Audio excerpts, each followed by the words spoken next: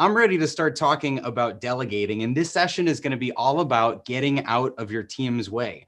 You need to put the right people in the right roles, and then you need to just trust them to do their thing, not micromanage them. No red tape. That's one of our core values here at Trainual, is no red tape. And I think it's a value that I share with our upcoming guests. So let's introduce our special guest. It's Jason Fried. Jason is one of the entrepreneurs that I truly admire. I've been following for over a decade. Hopefully that's not creepy. If you've ever used Basecamp or Hey, read the blogs over at 37 Signals, you know Jason's an incredible thought leader and really a SaaS pioneer. He has this point of view on running a business that feels both contrarian and so simple and so obvious that it makes you think, why don't we all just do things this way? So he also co-wrote a book, Remote. He co-wrote the book Rework and co-wrote the newest book, It Doesn't Have to Be Crazy at Work. These three books are three of the books that I recommend and gift the most. So I love these books. Go check those out. Jason's got some powerful advice on how to manage people these days, and that's what I want to dig into. So welcome, Jason. How are you? Hey, thanks for being here. Thanks for having me on. All right, this is exciting. So we've got a lot to talk about today, but did I just see that you like totally changed your whole website and product and announced something in like the last day? I mean, quietly we did. We haven't really made noise about it, but it's live. Yeah, the new Basecamp.com. We have a new pricing model we're testing out, new whole thing. So launched a bunch of features over the past year that are big time, and here we are. Good timing. All right. Well, I didn't expect us to be breaking any sort of news here, but the floor is yours. I mean, like, why the change? How long has this been in the works? I'd love to just touch on this a little. Yeah, this is a good topic. So, Basecamp's been around, the product's been around since 2004. And we've had different pricing models, but we've always had a fixed model where you could have unlimited people. And sometimes we had limits on projects. Sometimes we don't have limits on projects, whatever. And our price has been for a while at $99 a month, flat, unlimited people, unlimited projects. And we've been getting a lot of emails from people, small business owners who are like, $99 is just too big of a lift for me initially. So we're trying out this new thing, at least through the end of the year, which is going to a per seat model of $11 per person, only billing for employees. So we're not billing for contractors or clients or guests. And it's really beneficial for small groups. So we're going to try that out for a while, see how it plays, see what we learn. And then if we like it, we'll figure out a way to transition to our existing customers. But this is a promotion just for new customers for now. With that, we launched a new site. And over the past year, we've been building up Basecamp 4, which is the new version of Basecamp, which is a significant improvement over Basecamp 3, sort of a transition, but a big collection of things. And so it all kind of came together at once. So you mentioned This is like a quiet launch. You haven't really promoted it a ton. I saw one tweet. I'm like feverishly searching Google, like, did something just happen? And I see your tweet. Is this something that you will be promoting more in the weeks or months to come? Yes, for sure. What we typically do is we launch something quietly first, get some of the kinks out, make some adjustments, learn a few things quietly. Quietly, we still get, thousands and thousands of visits on a daily basis. So like you can learn a lot pretty quickly, but quietly, and then we'll begin making noise. I'm already beginning to start to make some noise, sort of quiet noise, but like soon we'll be shouting. Yeah. So I know in Shape Up, you talk about iterating kind of in 6-week cycles. And so I know you're constantly innovating and testing things, but over the years, you've had 4 different versions now of Basecamp. And so how do you think about approaching those versions that are really more massive iterations? Well, it's different because this last time with Basecamp 4, which we've morphed Basecamp 3 into 4. So if you had 3, you already have 4. Okay. We added a bunch of things, but didn't change the fundamentals. So the transition was very smooth and no one even knows it happened essentially. In the previous version, we left the old version around. So like the original version, which is called Classic, we then launched 2, and then there are 2 separate versions. And then from 2, we launched 3. And the reason we did that was because the changes were so dramatic and so fundamentally, like the underpinnings were so different that we couldn't transition one from the other. Yeah. But Basecamp 3 was so, the foundation, the chassis, if you will, was so accommodating that we were able to sort of build 4 on top of it. And so our customers would get all the new stuff included with their account without having to transition or decide if they want to transition or not. It just happened.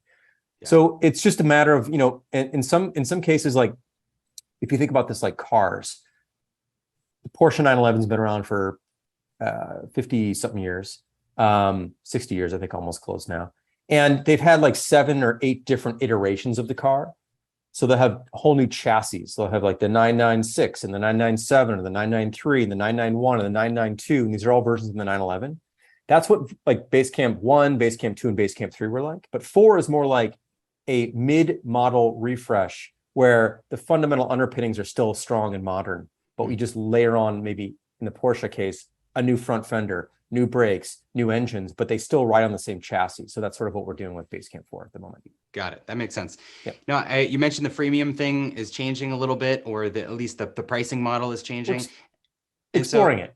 It's an experiment. Yeah. And I love how you're experimenting with that. And I know that in the past you had like a $29 model and then you went to $99, and how you went about changing the price for existing customers or not, I thought was really smart. And so can you talk through just like price changes and what your philosophy is there? Yeah, so we've tried a billion things, but they've all been primarily around like sort of unlimited packages, but limited in some nature. We've never limited people, but we've limited projects and we've limited some features. And so we've had multiple tiers, we've had single prices, we've had all sorts of things. And we typically don't change prices on existing customers. So if you're kind of grandfathered in on where you were, that's kind of where you are. And with new versions that we launch, the prices would change. But if you stay with your old version, your price stays the same, that kind of thing. We've dabbled. This isn't 100% accurate. There's been times in the far distance where we grandfathered people in for a period of time, and then we sort of slowly morphed them to the new. So right now, this new pricing model we're doing, which is also, there's a huge promotion tied to it, which is that your first 3 users are free for the first year. So if you're a small business with 2 or 3 people, you can use Basecamp, the full version of Basecamp, for free for the full year if you sign up before December. So we're trying this thing. We're not changing prices on existing customers, but surely there'll be some, if we decide to keep this model, that will want to shift to the new pricing. Some will want to keep their old pricing.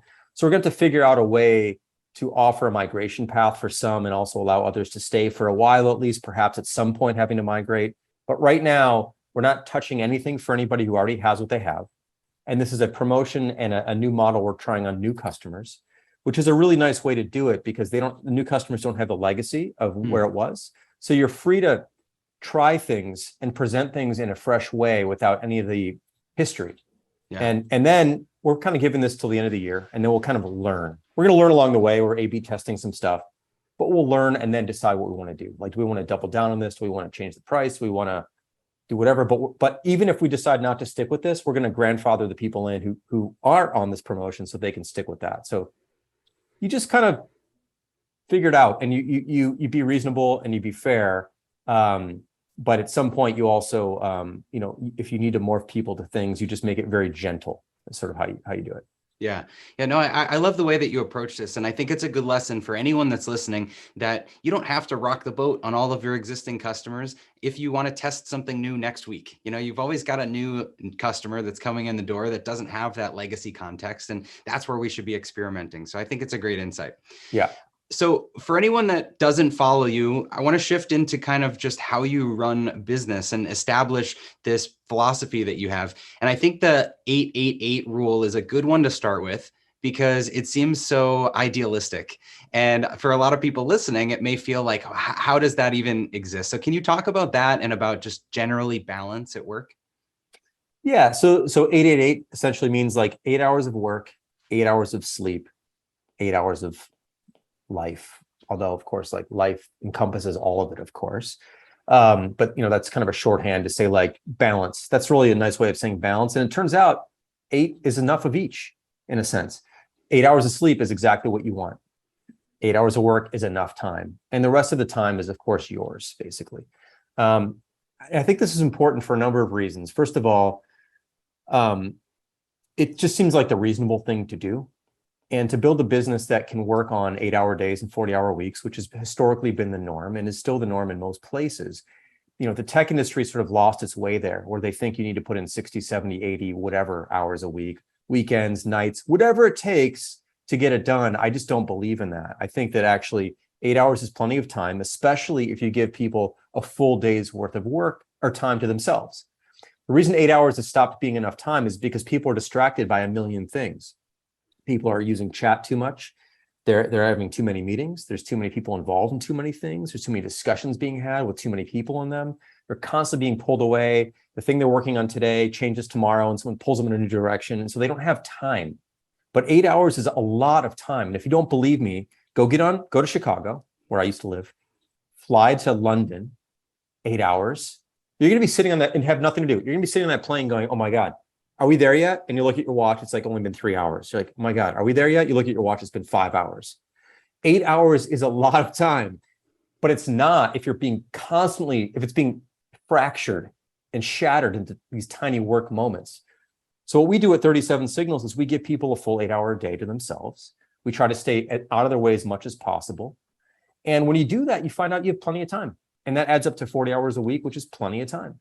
And it's also a good constraint because it forces you to really focus on the things that matter, squeeze out the things that don't. And if you can't get it done by 5 that day, you work on it the next morning. Like, it's fun. You don't stay up to get it done. You just wait till the next morning. There's very, very, very, very few things that have to be done at 9 p.m. that can't wait for 9 a.m. the next morning. And so that's sort of our general mantra. So I was flying back from London last Friday, and I was thinking about this because, these questions and everything were on my mind. And I was laughing on the plane because I'm just keep checking my watch, and I'm like, this flight is taking forever. And I never buy the internet on the plane because I always feel like it lets me get so much more done when I'm not in the chat rooms and I'm not looking at emails. And so I think it's such a great point. The chat's blowing up. Speaking of chat, of people saying, who sleeps 8 hours and you guys are getting sleep. I mean, that's exactly why I wanted you here to talk to this, because I think a lot of people feel like this is impossible in today's world. And so is that how you would describe a calm company from the book? Is one that just works 40 hours a week and has that kind of balance? Yeah. To me, it's tragic, frankly, that work feels like it is allowed to just mess with your sleep and mess with your free time. Like, why is it that work gets to do that? I inherently, there's no good reason. Now, some employers will go, because I pay you, damn it. And it's like, well, you pay me for my work, and 8 hours is enough. That's what my full-time job is basically based on, a 40-hour week. That's kind of the norm, essentially. So like, you're not entitled to more of that. You're certainly not entitled to my nights. You're certainly not entitled to my weekends. What makes you think you are? Now, of course, people probably wouldn't go to their boss and say it that way, but that's how I feel about it as an employer. Like, I'm not entitled to anything beyond a reasonable 8 hour day. Look, sometimes people put in 9, sometimes people put in 6 because they got things to do or pick up their kids or whatever. We don't track the time.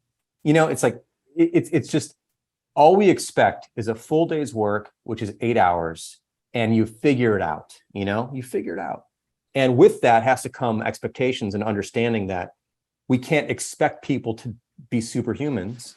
We can't expect people to be heroes. We don't want people to be heroes. We just want people to be reasonable, put in the time, we'll stay out of your way. You should have enough to do what you need to do. And this goes all the way down to the fact that at Basecamp, we have very few managers. We have some. They're important.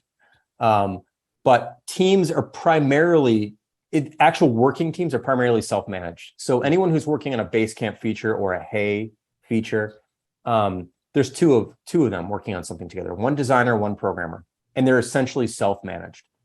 I check in, some other people check in, but they make the decisions, they're working together, it's their day, and they don't have to keep going up the chain to make decisions. And so when you don't have to do all that, all of a sudden you find that you're free to actually do the work that you were hired to do. One thing that's always blown me away is if you add, and we could probably ask people in the chat, I don't know if there's a way to do a poll or whatever. Yeah. Like, what percentage of your day are you allowed to do the thing that you were hired to do? I would say most people go, like, if you're hired to be a designer, are you a designer 100% of the time at work? Or are you a designer 5% of the time, 12% of the time? Maybe if you're lucky, 20% of the time, because all the other time is spent doing other things that aren't design. If I hire a designer, I want them to be designing. Like, right? It's like, it's so kind of ridiculously obvious, but still, it's not something that happens in most places. And that's why people get frustrated. And that's why people think they need to work longer, because they don't have time to actually do the work. So anyway, yeah, roughly that's my, I'm sort of spewing things at this point, but that's kind of my point of view on this. I'm seeing 15, 20%, 50%, 40%, Right. 75 to 80, which And Beth is sounds lucky actually because pretty Beth's good. Beth's doing 75 to 80. She's lucky. And I don't know if Beth knows that she's lucky, but she is lucky. That's an outlier, you know? And it's just a shame, unfortunately, that Beth has to be lucky and everyone else has to suffer, you know? Like there's no reason for that. So and by the way, I do want to be clear. I'm not saying every moment is wonderful and like there's stuff I have to do that I hate doing at work. Like there's all things like that come up. But on balance, you want to have a full day to yourself to do the things that you're hired to do. Like, just let me do my job. That's what everyone wants. Yeah. How do you think as employers, we can make it safe for our teams to have that balance? You know, because we can say, you know, oh, you work 9 hours to 10 hours one day, we'll work 6 or 5 the next day, you know, go pick your kids up from school, go to the baseball game. And if we want that culture of balance, how do we make it safe so that our people actually take us up on that offer? I think as a leader, which might be, you know, a manager, a boss, an owner, whatever, you have to live by that. You can't say these things and then drive people to not be able to do those things. Now, again, there are occasional moments. Maybe you're launching something and like something breaks. Like it's all hands on deck right now. Like we need to fix that. Like, and if it's 10 o'clock and the server's down, like, of course, like that's a totally different game though. That should like happen once a year, maybe if that, you know, it should not be like every other week there's like chaos and like we're working nights and there's everything's ASAP and everything's busted. Like people are reasonable to understand occasionally you need to put in more because something is urgent, important, and needs to happen, but everything can't be urgent, important, and needs to happen. So you've got to, it's like the cry wolf thing. Like you can't cry wolf as a business owner and push people that way. You got to like, if you say something occasionally and ask someone to put in a little bit extra, they'll do it because they understand this is not the norm. So that's a big part of it. Second, or maybe third, I don't know, is that you can't be working on the weekends either. You can't be posting things on the weekends because other people are going, oh, he or she's posting stuff on the weekends. Like I should probably be doing that. Like they run the place and they're doing it. Unless you do it and say like, hey, I took Thursday off because I was at my kid's baseball game. So I'm putting some time in on the weekend to make up for it. Like you just would have to explain yourself. But if you're working all the time and weekends, people are going to follow the leader regardless of, they just are. That's just kind of how humans work. And so you've got to be very, very, very careful. I wrote this essay a while ago called The Owner's Word Weighs a Ton. And it's also the owner's actions and not just owner managers, but whatever it might be. Like, you've got to recognize that the example you set is an example, whether or not you meant it or not. It is. So got to be very mindful of that. Otherwise, you can find yourself asking people to act one way, but they're going to act the other way because they're going to follow your actions more than they're going to follow yours. Yeah, so good. I remember when that movie came out, Horrible Bosses. I had this slide with the movie poster in a deck I used to remind people that when we are the entrepreneur, the business owner, the boss, we don't have to be horrible bosses to ourselves. Like we can have some balance and set some rules and set a good example. And I think you're preaching that, which is great. Hey, can I add one more thing, actually, if you don't mind? Yeah. I think it's important. A lot of people ask me like, well, what about when you're first getting started? You must have put in crazy hours back then, right? I'm sure I did a little bit. The problem is that the things you do over and over and over are the habits you set. So there are certainly moments I can remember where I worked long, but it wasn't the norm. And it's not the reason. Like it can't be, if I don't work 80 hours, I'm not gonna be able to make any progress. So if you're starting out and you're putting in 80, 90 hours a week constantly, there's not this magical time where you go, okay, I'm gonna dial it back and work 40. Because you're conditioned now to believe that the only way to do what you've done is to do it that way. So it's very hard to break any habit, and especially work habits. So I think it's very important early on. And look, if you need to put in some extra time, I get it, but maybe make it 50 hours instead of 40, but don't make it 80 and 80 and 80 and 80, because you're not going to stop that. You're just going to keep doing that. So other than the hours worked, if people are early on and they're listening to this right now, what other things should they put in place early so that they don't develop these bad habits?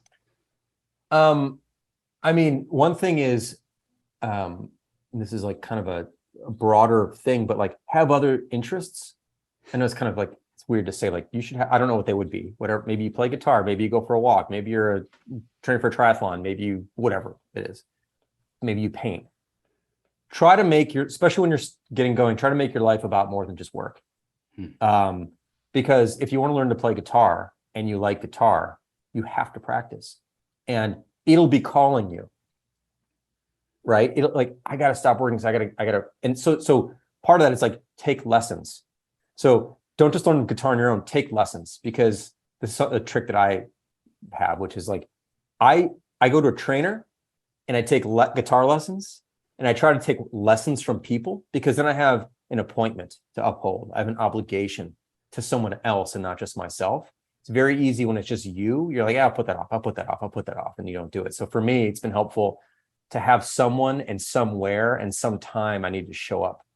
So it's accountability. It's somebody else that, you know, it's on your calendar. What's your favorite song to play on guitar?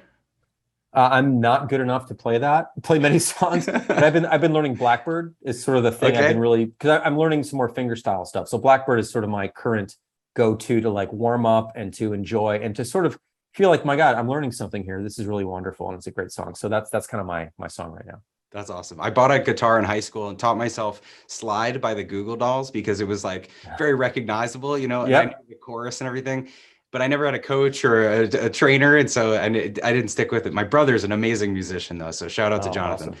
Awesome. Okay. So you mentioned really briefly the owner's word weighs a ton. I read that post that you had, but can you just touch on that, because it's such an important lesson? What often happens is, and I still find myself doing this by accident, and David, my co-founder, does this too. We all do it. You kind of are paying attention to something, sort of, and then you come in and drop in a comment, like a drive-by. We call them drive-by comments, like drive-by feedback, or you're not really involved in the thing, but you're sort of paying attention peripherally, and then you just kind of like drop something. And that's something that you drop because you're not involved, and because of the inherent power structure in organizations. Like, we can all wish they weren't there, but they just are. This person signed your check. Like, there's some power there. If you just come in and drop some comments or drop some feedback, and you're not very careful about how you say it and what you mean by it, it will be taken as like, oh, we must do this, or this must be handled, or this must be taken care of, because this person has not been involved. But now that they are, it must mean something more. And you almost never actually intend it to be. It's just like, oh, hey, here's some thoughts. You know, have you thought about this, or have you tried that, or what about this? Because you're part of it. You want to be part of it.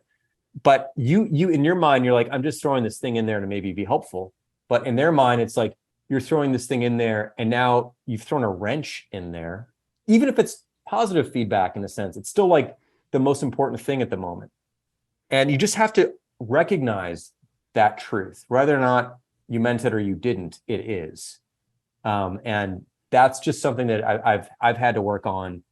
I remember, like, years ago, I just like thrown something in about talking about videos or something. I threw something about, like, it'd be cool to see this on Instagram or something like that, back when we were exploring some Instagram stuff. And all of a sudden it was sort of taken as, we should be doing this on Instagram. Like, we should be doing this on Instagram, versus like, it'd be cool to see what it might look like. You know, that was my intention, but then it sort of changed the direction. And so you got to be very, very careful about it. And that's kind of what that whole thing means.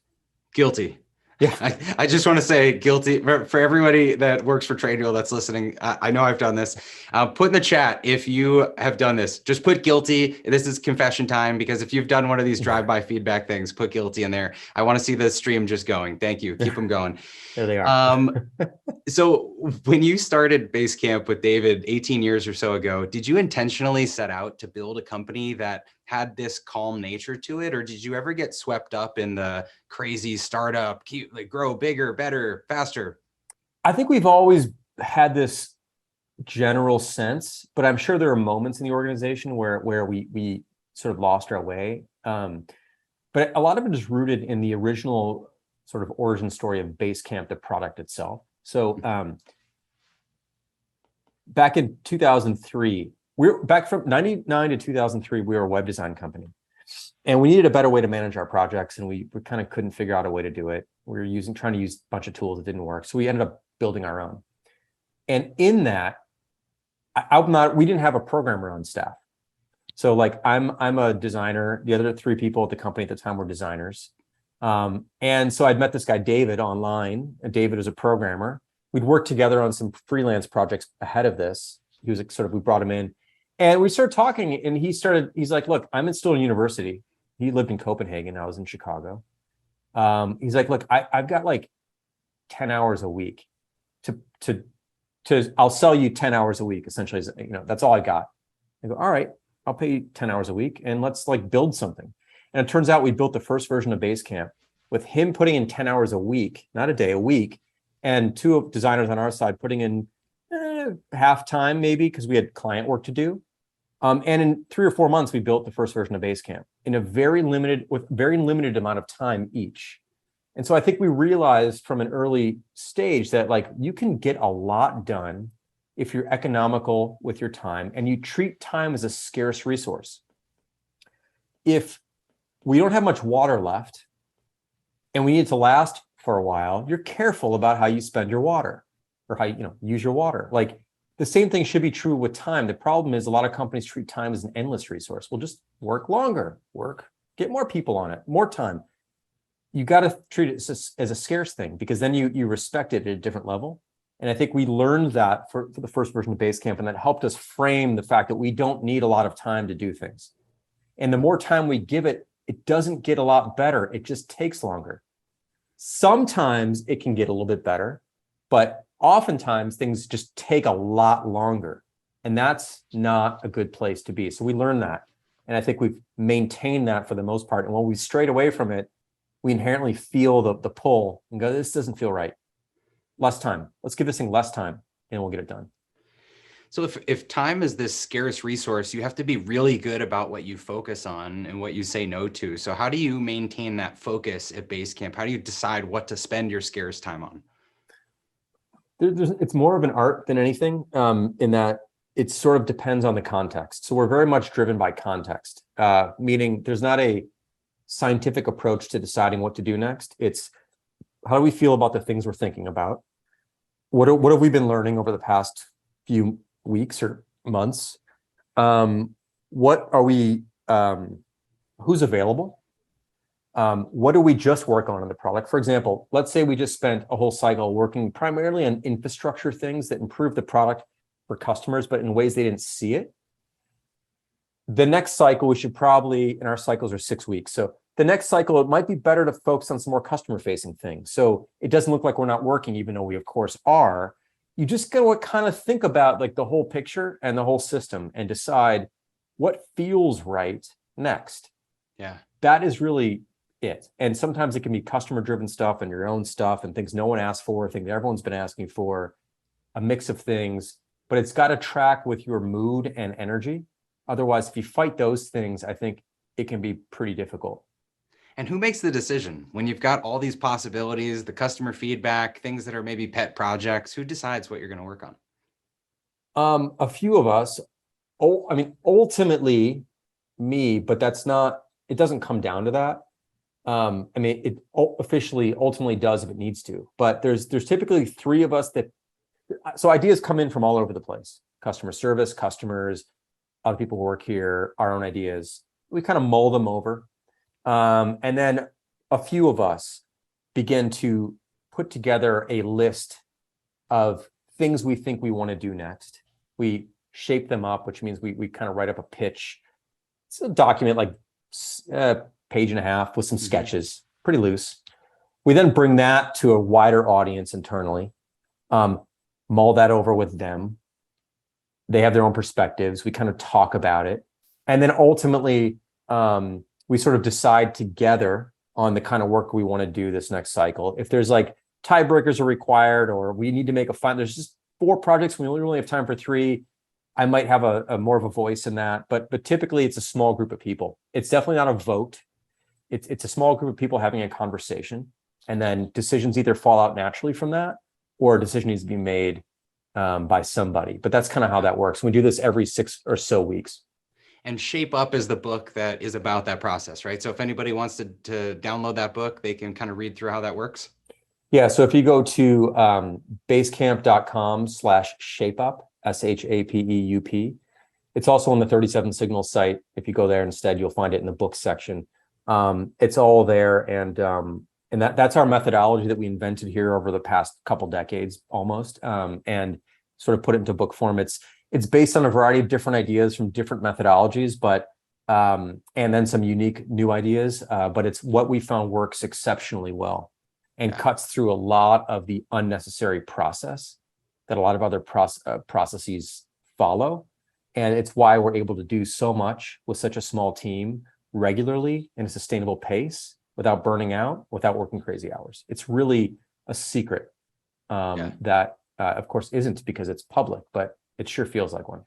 Yeah, I love that book. And it's not just for product development, even though that's kind of what it's about. I think everyone listening could take something away from how you think about those cycles of iteration.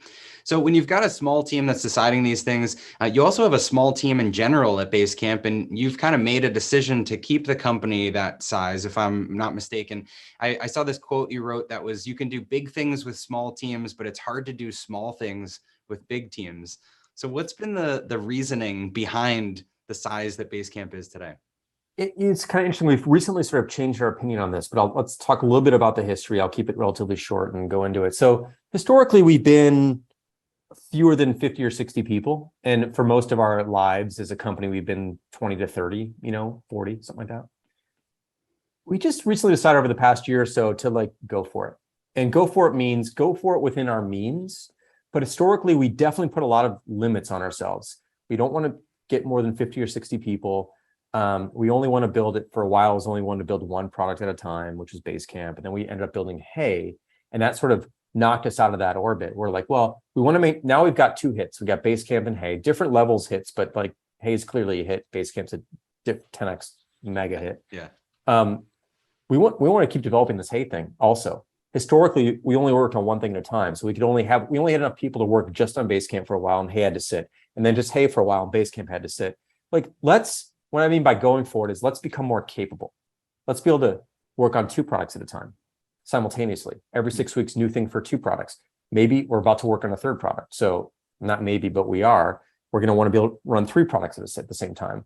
And rather than bust at our seams, let's just expand our seams. Let's go to the tailor and let the pants out a little bit here. And so now we're about 80 some odd people, which is allowing us to do two things at once at a high level across all platforms. And we're taking on some other capabilities that we didn't have before. And we're trying that now. So we're still self-funded. We're not raising outside money. We're still 100% funded by customer revenues. We're just saying, what if we were more capable within our own sphere of approach? And let's see what happens. And so that's what we're doing now. But still, companies in our sort of arena, if you want to think about it that way, typically have hundreds, thousands of people in some cases. We have, fewer than 100. So we're very, very small, all things considered. And we want to generally keep it that way, as, again, all things considered, relative sizes. Well, it sounds like you prioritize efficiency, and you want to be efficient. You don't want to let the red tape and the bureaucracy creep in. And I'm curious how you've pushed that off over the years, as you've experienced this success and started to add people, or maybe now as you're growing the team, are you thinking about how to not add all this process as you get bigger? This has been a fundamental, difficult challenge for us, which is we do need more process. We do need more structure. But how much? And we don't know is the answer. Yeah. We've begun to add some more. Hired a COO, hired a director of engineering. David used to sort of do all the technical stuff, and now we have someone else who's there. We're actually hiring an engineering manager right now, which is also going to help. We've built out a new team and customer success team. Typically, we just had customer service. Now we're having, which is more proactive, or sort of more reactive, and success is more proactive. And we're building out these different teams, and these teams have people who are in charge of things. But we're just trying to be very careful not to overdo it. So we're easing into the structure, and we're still running into it. We're still butting heads with it to some degree because we're not used to it, but we also know it needs to exist. So we're just learning. We're learning as we go here and figuring it all out. And it's I think one of the bigger fundamental challenges that we have as an organization to figure out how to incorporate some of the things we need without losing the benefits of more direct work, which is like just people figured out on their own. Yeah, it's something we've talked about a lot too. And our core value that I mentioned, no red tape, we've joked has been like 10% red tape in the last Right. couple of years. No is not really a thing. It's got to be a little bit, but it's the thought that counts. Yeah. Moving to delegation briefly, in rework, I know this was like a decade ago, but you said never hire anyone to do a job until you've tried to do it yourself first. I'm curious if your take on delegation has changed. That remains the same fundamental principle remains. It's important because if you haven't tried to do the job yourself to some degree, it's very hard to hire. It's very hard to hire someone to do that job because you don't really understand what goes into it. You don't intimately understand how to judge the quality of it. And so you take a lot of things on faith. And you always need to do that when you hire someone anyway, because you don't really know them. You don't really know what they're capable of. Their resume, their cover letter, whatever, the interview process is just a slice of who they are and what they're able to do. But at least when you've done it, you can identify with what they're saying in a way where you go, this person gets it, or that's a unique perspective, or I remember bumping into this myself and they've already considered it. So you go, I trust this is a better hire, you know? So I think it remains to be important. There are, of course, always situations where you do hire a new role that you've never had before, you've never done, but we try to always at least attempt to do it. So for example, we hired a COO about a year ago. We actually had a COO about 5 years ago for a year, and then we didn't have one, and then we haven't had one prior to that for the 23 years we've been in business, so we didn't have one for 15, 16, 17 years. Okay. David and I never did the COO job specifically, but we had the responsibility of like running the operations of the job. So we never thought of ourselves as COOs, but we did the work. So when we brought in someone, we knew during the interview process what it would take. And we found, we interviewed a bunch of people. We found Elaine, who's been fantastic in the job. She's on top of the things that we think are important. She's been running a lot of things that we didn't like to run, and it's been great. But a big part of the reason why we were able to sort of identify that she'd be a great fit is because we'd done a lot of this stuff ourselves, and we actually had tried someone a few years ago and learned some things there too. So it's very important to do that, I think, at least. So once you get the person in, how do you stay out of their way? How do you let them get the work done and make sure it's done right? We've only got like 2 minutes left, so I'll throw you that question and see if we can get to it. It's hard to break the habit of wanting to jump in and do things that you've been doing for a long time, unless they're things you don't want to do. So for example, I don't want to run day-to-day stuff, like people management and a whole bunch of things anymore. So like Elaine's been taking that over, and we have someone else, of course, who does that as well. Andrea, she's great, but like Elaine's sort of heading that up in a sense. And that was a relief to get off my plate, right? But she's also handling some marketing stuff, which I like to be involved with. So, but I also want to be careful not to like dictate what I want to happen and only be willing to settle for that, because that doesn't let someone grow. It doesn't introduce external perspectives. But you also want to have a sense of this person's new. So you want to have a sense of like what's important and where the values are coming from. And you want to have a sense of maintaining a level of quality. So David and I, primarily our roles in these areas have now been arbiters of quality, not necessarily the idea generators, but arbiters of quality. So we want to maintain that responsibility, but not everything else. Otherwise, you sort of take everything away from someone when you just jump in and do it. And that's not a good way to give someone responsibility, but it's hard. Arbiters of quality is such a great way to put it. And, I think delegating is probably easier when you understand clearly what you're delegating and why you're delegating it, why you don't want to do that thing anymore. It's easier to change your own role in the business. And so that's where the work starts. But Jason, this has been amazing. We could talk for hours. I know. I so appreciate your time here. And for everyone that's listening, please go over to 37signals.com, because you probably heard all these little sound bites and thought, oh, that's genius. That's genius. Well, that webpage is just filled with genius philosophies and sound bites. So follow Jason on Twitter and LinkedIn, read 37 Signals, read the books. There's so much to learn. I've learned a ton. Jason, thank you so much. It's been a pleasure. Thanks for having me on. And thanks for all the comments. It's been great reading them as we're talking.